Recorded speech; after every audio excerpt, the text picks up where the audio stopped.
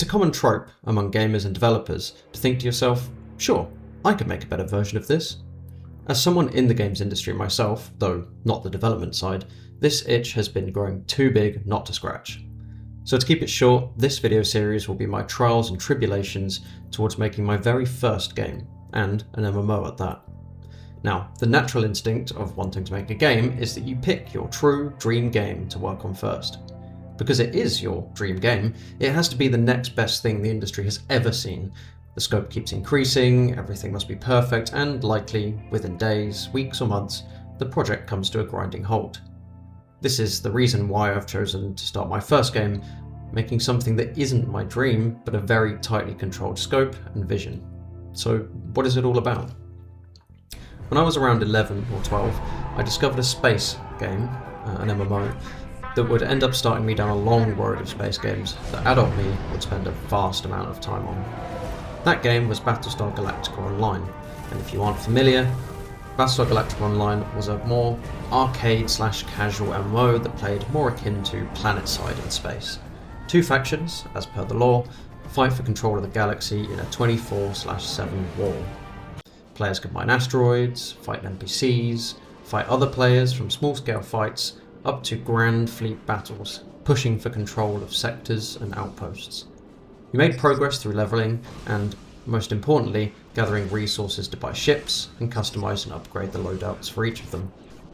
Every ship has a certain amount of slots per type: weapon slots, computer slots, armor slots, and so on. This simple modular system allowed players to make loadouts for every activity and playstyle. Unfortunately, Battlestar Galactica was shut down for good some years ago, and while private servers exist, there is of course no longer active development on the game itself. As a free-to-play space game, it was perfect for hopping in and out without the overwhelming demands of other games for constant grinding, raiding, best-in-slot gear grinds and so on, so it serves as the main source of inspiration for my game. So, where am I up to right now? Well, to be perfectly honest, right at the start. While technically a functional game, it wouldn't be any fun to play as a game just yet. But first, let's talk about infrastructure.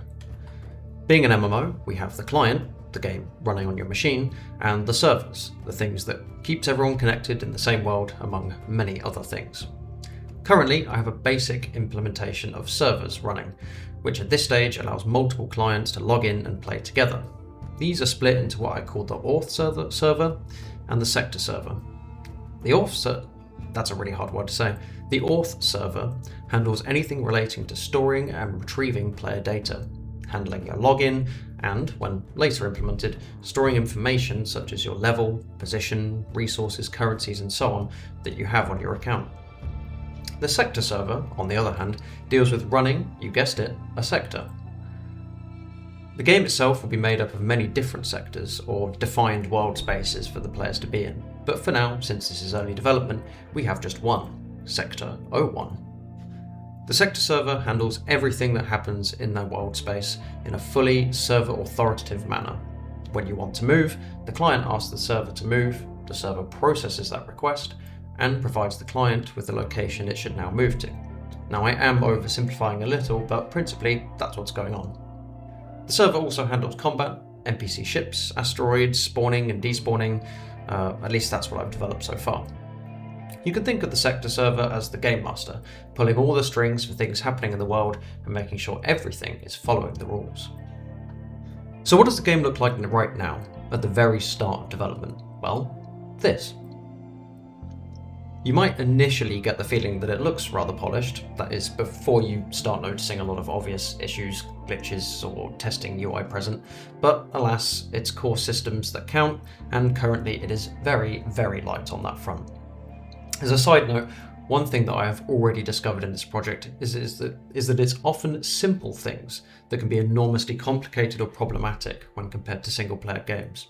Take movement, for example. Seems simple, right? Press button, move forward. Except that when the client has to make a request to the server to move, the server then processes said request and returns the location to move, some time has passed, which means we then need to have a system in place for handling that delay smoothly. Client-side prediction or lerping between positions, yeah, you get it. It's not quite so simple. But right now we have basic movement. We control the ship through WASD, and Q and E for roll. The scroll wheel lets us speed up and down. Something that I have tried to do from the very start of this project is to make everything parameterized and not hard-coded. This enables us to make things more modular and tweak settings and values easily. When it comes to movement, I've created a JSON file for all of the possible ships and various inherent stats for them, prior to any additional modifiers that might be applied on top. For movement, you can see that we have speed, the max, acceleration, deceleration, and turn rate. This decoupling from the actual code that handles movement very obviously allows me to easily make different ships of different sizes, types, and classes, and have their stats reflect those differences in the movement. Small ship go faster, big ship go slow. There are also 3 different camera modes as a quality of life feature for players: target cam, behind cam, and free cam. At present, these are a little buggy. I definitely need to add a height offset for the target cam, but in principle, they are there. The minimap shows us currently just NPC ships around the player in relation to its heading on a flat plane.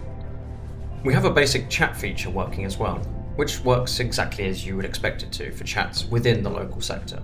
Obviously, the plan will be to add chat groups, chats between sector servers like global chats, and also indexing so that when you log on you get to see, say, the last 30 messages or so, and other things. NPC ships are also working in a very, very primitive form. Essentially, I just have a game object in a given location, provide parameters for the patrol radius, etc., and then export these to a file for the server to use, which is then used in handling, spawning, and movement. Currently, it just picks a random target within the radius and then moves the ship to that target and then repeats. Very simple, but it does the job nicely for now. Like with the NPC ships, we have a very similar implementation for asteroid fields. We can define the radius of a field, which prefabs we want to use for the asteroids, and so on. In the game, the server then spawns these asteroids, which are destructible by players, and respawns any destroyed rocks. We also have some non-destructible bigger asteroids on the client side to add some variety or even future potential tactical use too. There's also the station interior, as it's named, which is a separate world space that is totally client-side, though of course certain information is sent to and from the server. I made this for now with free assets just for a proof of concept, so don't read into it too far.